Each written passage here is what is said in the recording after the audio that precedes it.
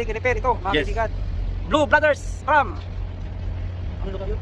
From Peñaranda, Nueva Ecija. From Peñaranda, Nueva Ecija. Darating natin kanyang rails, mga kaibigan. Uy, uy. Oh, ano ba yan? Limit switch to eh. Uy, limit switch. Parang matigas siya. Ay, anong gamit niyan? Limit switch, nagkon dito. Bigang way. Pag dumikit dito yan, automatic yan, mag-i-stop siya. Ay, Ano pa? pag dumikit yung dilaw na yon. Pag dumikit yan, Oo, di ba? Sinisikid ng gangway. Pag dumikit dito, automatic siya hihinto yung motor niya, di ba? Stack up. Parang stack up siya. Kasi nga, hindi na bumabalik. Delikado to, hindi na siya bumabalik. Kailangan, Dapat tinayan yan. ng pintura tsaka kalawang. Dapat may spring, no? Hindi, kailangan tanggalin ng ba? Palitan ko na lang ng bago siguro yan, Oo. no? Oo. Tinayan ng pintura. Hindi, makapal yung pintura, parang okay pa naman siya. Siguro napakasipag yung EV na yun. Siguro pininturahan niya yan Oo. para hindi Hindi kalawangin. siya bumabalik kasi halimbawa nakaganyan. Oo. Hindi mo pag nakaganyan na siya, nakatulak na siya. Permanent na. Permanent siya, hindi mo na ma-operate siya kasi naka-limit switch na siya, natulak na siya. Tama, Kailangan kasi bumabalik siyang ganyan. tama. Di ba? Ayan hindi siya bumabalik itulak na yan. Yun guys. So guys, yan ang isa sa assignment natin. Papalitan natin ang limit switch to dahil stack up na, no? Hindi na siya gumagama ng maayos. Starboard side, port side, checkin natin. May limit switch din dito mga kaibigan. Yun. Stack up na rin. Tingnan natin bakit ganito to, may balot na tape. Yan mga guys, ayusin natin yan. Di ba? Ayan kasi limit switch na siya, nakatulak. Tama. Kaya, Ito yung kanyo, may spring to. kaya mga EPO, electrician dyan sa barko, checkin nyo itong gangway. Hindi na yan pa. Madalas nagiging problema yan. Yung iba, hindi nila naalaan. Gaganyan Yan. ko. Hahanapin nila kung bakit ayaw. Gumana. Tama. Mapuputulan tayo ng tali niyan. Mapuputol to. Oo, hindi na rin ha. Hindi, yun, isa pa yun. Tapos ngayon, halimbawa, mag-secure na tayo. Oo. Yung ibang nag-ooperate ng ibang gangway, Oh. hindi niya ngayon mabibila yan. Bibira. Sige nga. Nakatulak na siya. Ay, may tao pala. Diba? Guys, this is our limit switch. This limit switch is having a model of 3ES, 3SE3, 120, 1UA, NXT1, BDE 660, IEC 337 with UI 500 volts AC, 11, 10 ampere slash 220 volts IP67. That is one of the limit switch we are going to put on our gangway port side. Also the other type is limit switch 3ES 3SE3 3SE3 120 1PA 120. This is 1UA and this is 1EA. See, it has different types of lever here. See, we're going to prepare this one and we put on our gangway. So we can remove the cover. After removing this one, we have to put this cable plant for our cable to penetrate inside. See, I have problem because once I try this to put inside, no possible because it has a very big thick. You see, the thickness of this one is very large. So this PG11 is not suitable to use here. Switches is combined with the BDE 0660 IEC 337 with UI. UI means the voltage rating 500 volts, AC 1 cap 11, 10 ampere plus 220. IP67 means it is insulation protection 67. It is waterproof, so it has inside, it has rubber from which the water cannot be penetrated. If you open this one, see, it has special rubber, so the water cannot be penetrated inside. Inside have a 3 port, 1 and 2. On the cover nameplate, normally it has a wiring diagram on it. See, but here no wiring diagram, so then we need to do a testing on it. You will see the normally closed and normally open.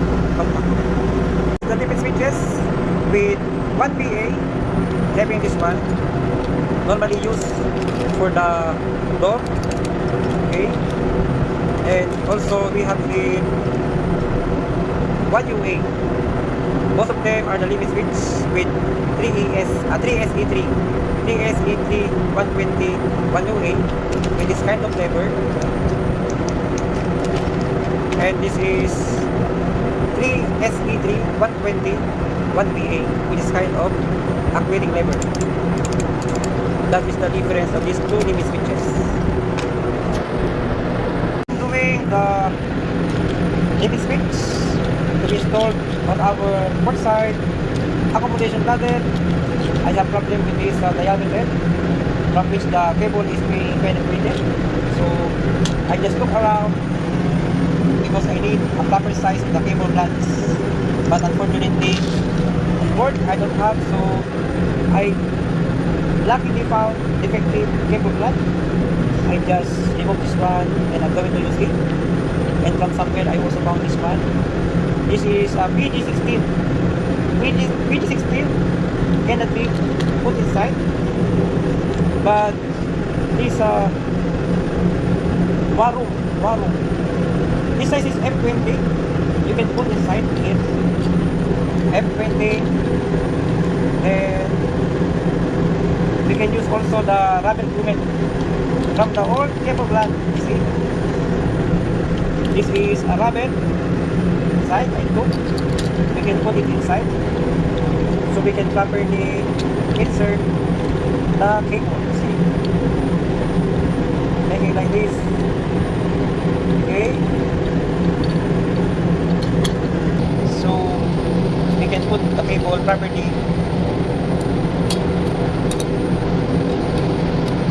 Then now it's already circuit.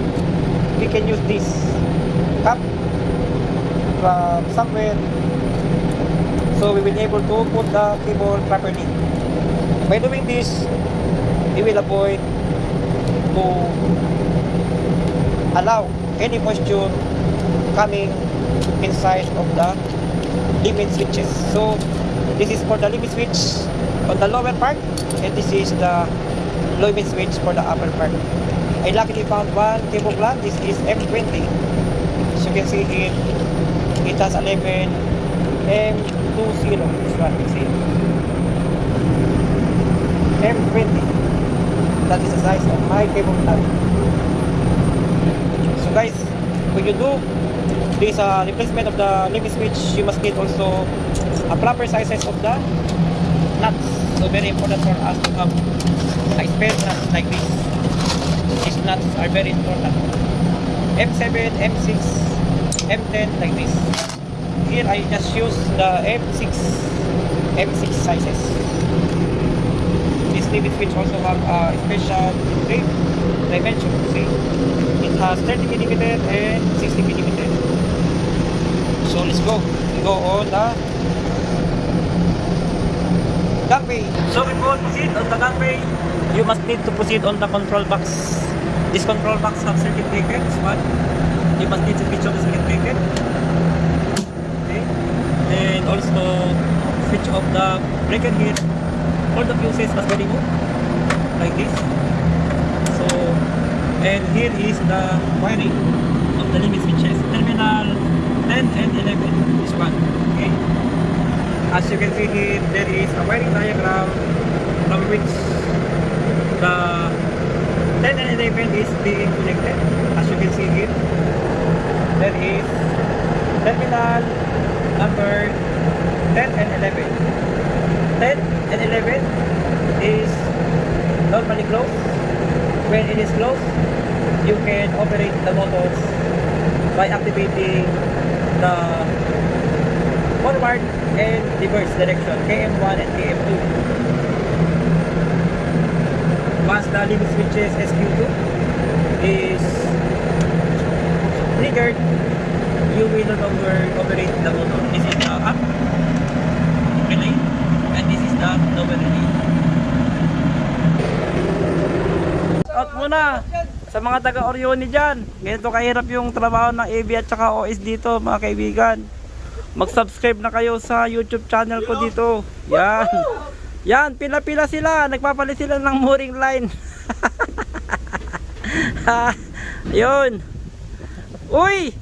Shout out ulit sa mga taga, ano yan? Alabang na ba yan o Muntinlupa naman? Muntinlupa naman.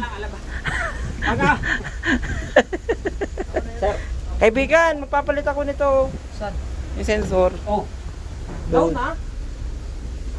Lalagariin ko to kaibigan. Ito. Ano yan? Pag-ready rin ko to kaibigan. Oh. Ikaw bahala. Tapos, Ito niya. baka pwedeng ilayo ng kondito. Ay. Pwede kaya? Pwede naman yan, sir. Kaya dapat pala to butterfly sir. Diba? Kasi per emergency magdadala ka ng screwdriver. Oo nga, no. Yan mga guys, ang gamit niya yan. Ah. Yung limit switch na yan. Bababad na yan sa Ay, gas. wait. Oh, ito yung limit switch. Huwag yung gayahin guys. Sir, paano na lang natin kay guys. ano? Sakit to guys. Paano na lang natin kay ano? Kay Babada na lang ng careful. Hindi sir, palagyan natin ng Takin butterfly. tabi natin yan. Takin tabi natin. Sige baba. Sige natutulog na ako. Yan guys. Pag emergency guys, ganyan katagal babat ng galing. Yan. Check nyo yan ha, mga future ABs. Future OS. Kasi baka makita yan ng mga surveyor. Alam nyo na. First impression last, sabi nila. Eh, bagong sakay lang kami mga guys. Kaya mabuti, nakita agad namin ng kaibigan ko to. Matagal ko na nakikita yan sir, kaya lang yung situation namin na parang Nihila lang yan puro kato. guys.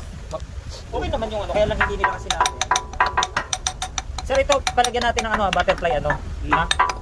Para madaling tanggalin. Yun. Oh, teka, mga guys. Malapit na. Dahan-dahan lang. Sikip. Tagal lang ginagamit eh. Hindi mo 7 months mga guys. Bale, pauwi na kami. Ay! Uy! Nako! Sablay to. Naiwan? Hindi. Sablay to. Dapat, Ratchet siya. oh, ratchet to, socket drive.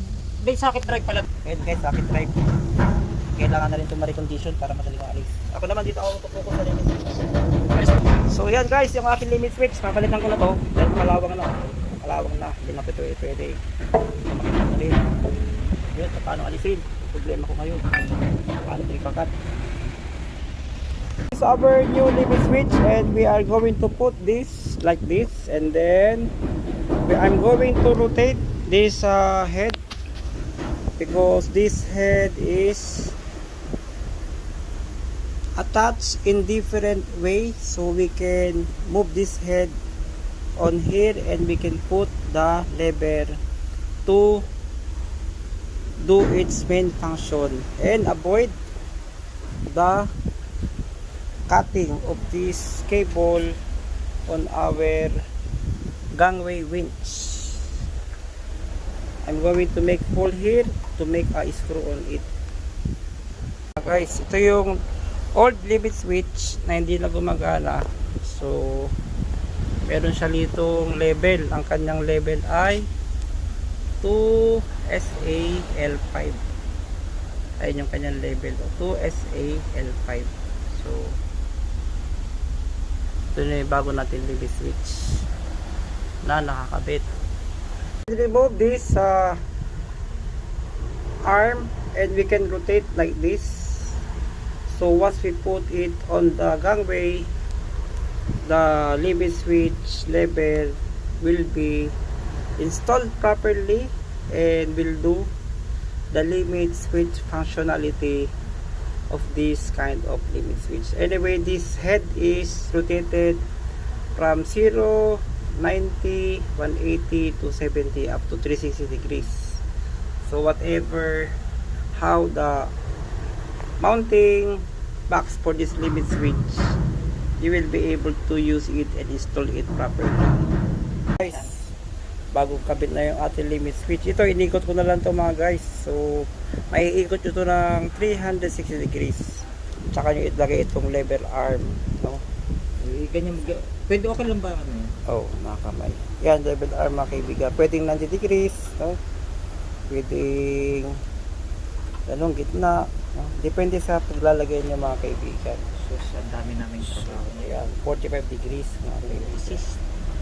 You know, pag manya yan, dop, wala na. Yan. Dapat nagaganan yun mga kaibigan. Okay? Yan, siya mag... Ganyan ba dapat? Hindi ba dapat medyo ganun pa? Kasi tataas pero. I-adjustable yan. I-adjust mo yan. Ganyan. Okay. Pag naipasok na yan ngayon dyan, pwede mo na siya ngayong i-adjust up and down. Ano, okay na yan, no?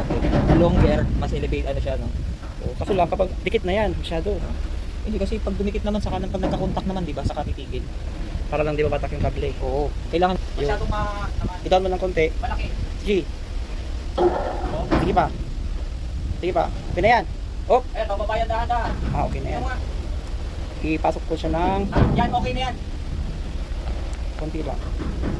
Ano Yan. ba? Tingnan mo nga itaas pa ng konti. Oh, wag. Ha? I-adjust ko pa.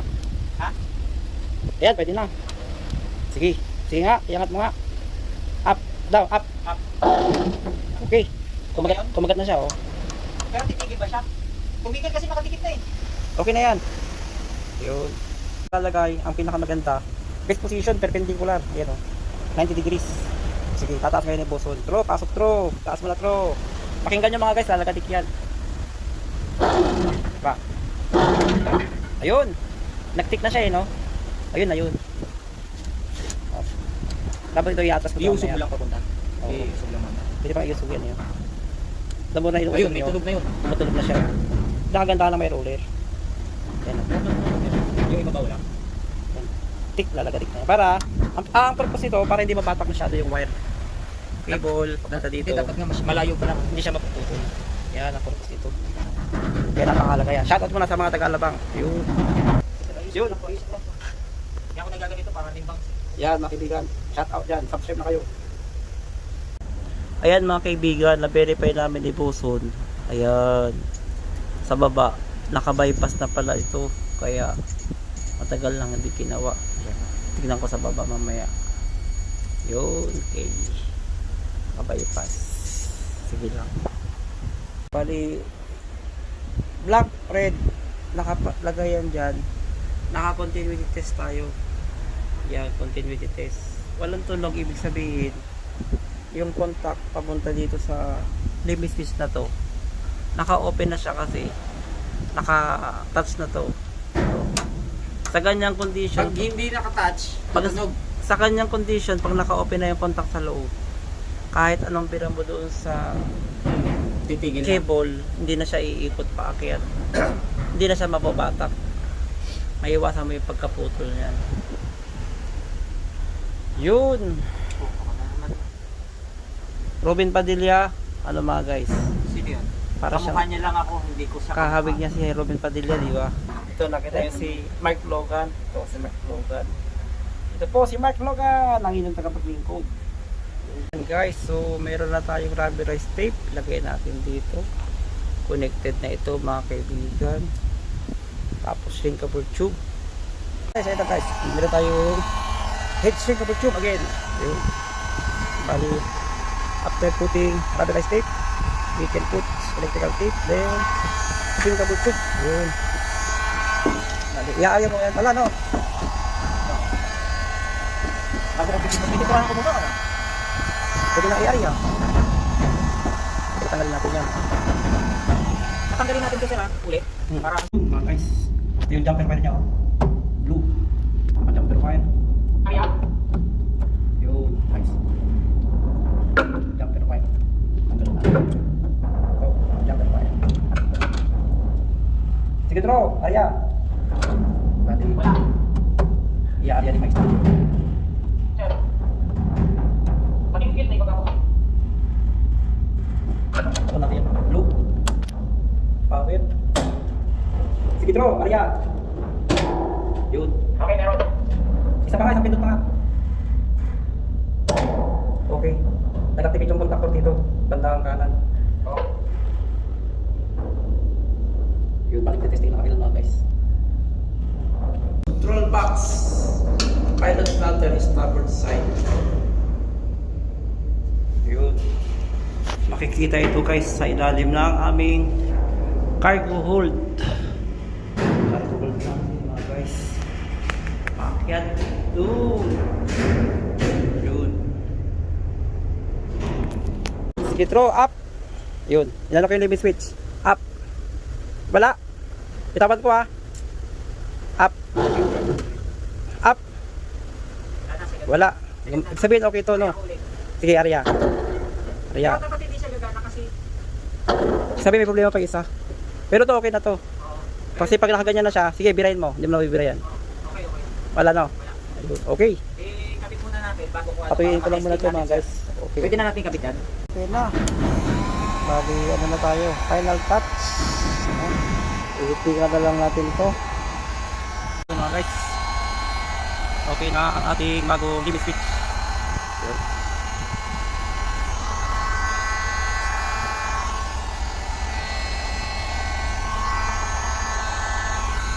So, ito pala yung ating luma. Ito na yung ating lumang limit switch. Palitan na natin ang Tago. Ito. Pang type, napakalaki. Yun. Very important, no? Para hindi maputol yung ating kable sa gangway. Maganda na siya. New limit switch installed for our gangway. Shout out dyan sa aking kaibigan. Yun. Malapit na kami umalis mga kaibigan.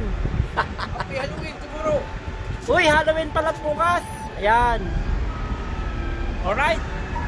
Yan si aking kaibigan. Sana magkita na tayo. Yun. Ito yung kaibigan ko. Namamas ko po.